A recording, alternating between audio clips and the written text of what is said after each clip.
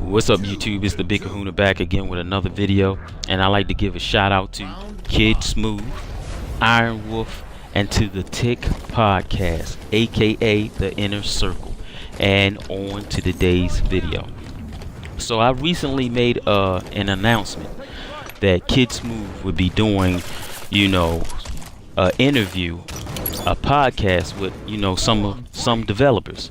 And last night he did a podcast with a developer from Other Ocean Interactive, Micah, who developed or was one of the people who developed the game IDARB, which is a 8-bit indie game, and I'm going to get to that in a minute.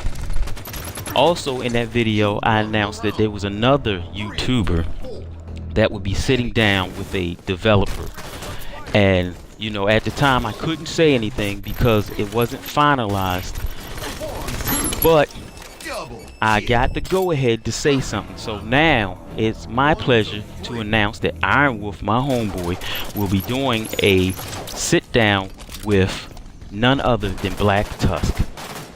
Yes, that's what I said, Black Tusk. Now this will be taking place January 27th, 9:00 p.m. Eastern Time. That's January 27th, 9 p.m. Eastern Time. Last but not least, to my brothers at the Tick Podcast, aka the Inner Circle, they will be sitting down with Aaron Greenberg, and they'll be sitting down and doing a interview with the developer of Rainbow Six Siege.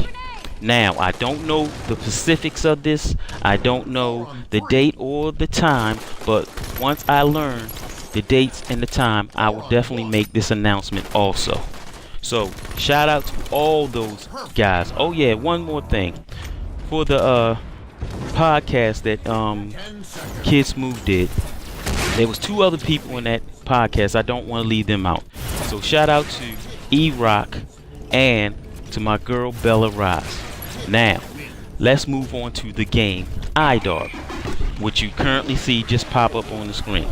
Like I said before, it's an 8-bit indie game, and this game is fun as hell.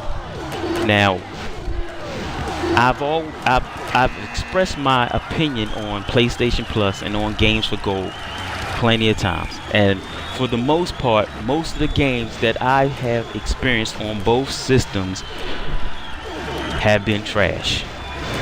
The indie games have been trash, and that's most of them. Not all of them, but most of them. But I'm pleased to say, and of course this is just my opinion, I'm pleased to say that this game is not trash.